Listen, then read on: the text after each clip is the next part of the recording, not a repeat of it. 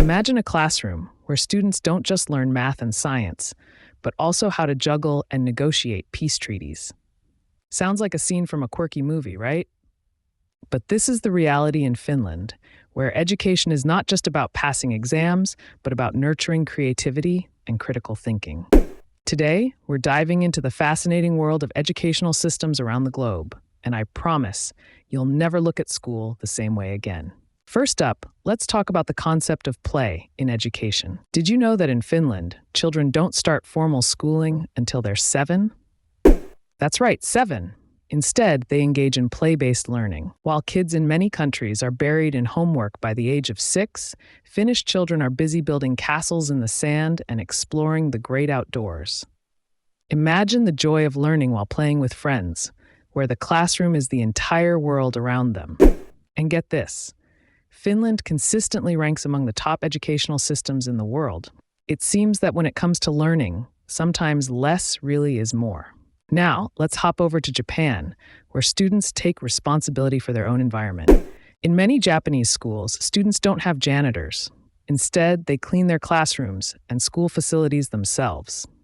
Imagine a classroom where kids sweep the floors and wash the windows. This practice is known as soji, and it teaches students discipline, teamwork, and respect for their surroundings.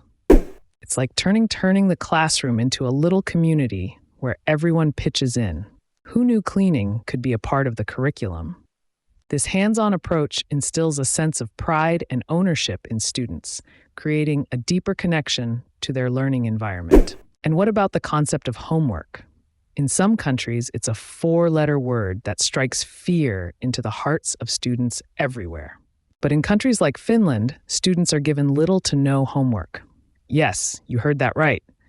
Finnish students spend less time on homework than their peers in many other countries, yet they excel academically.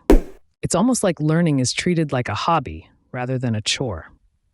Imagine coming home from school, and instead of cracking open your books, you grab your skateboard and head to the park.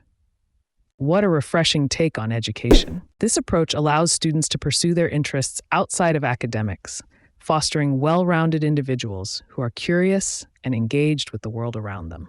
Now let's take a quick detour to the land down under, Australia. Here, there's a unique focus on Indigenous education. Many schools are incorporating Aboriginal perspectives into their curriculums, teaching students not just about the history of Australia, but also about its rich cultural tapestry.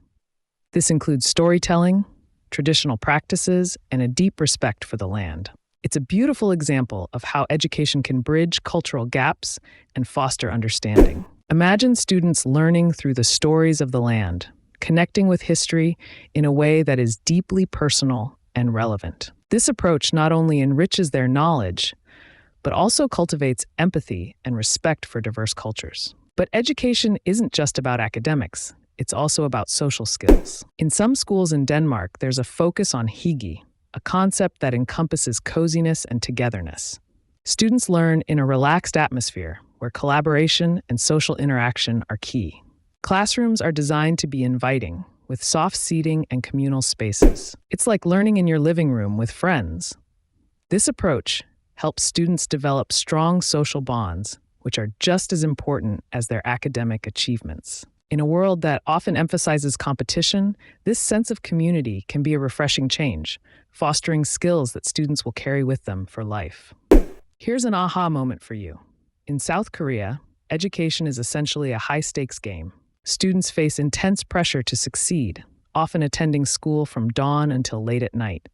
This culture of extreme competitiveness leads to a phenomenon known as hagwons, private after-school academies where students cram even more information. While this has led to impressive academic results, it also raises questions about mental health and well-being. So, while South Korean students may be acing their tests, what's the cost? It's crucial to consider the balance between academic achievement and the overall well-being of students. In a race to the top, are we forgetting the importance of mental health and personal growth?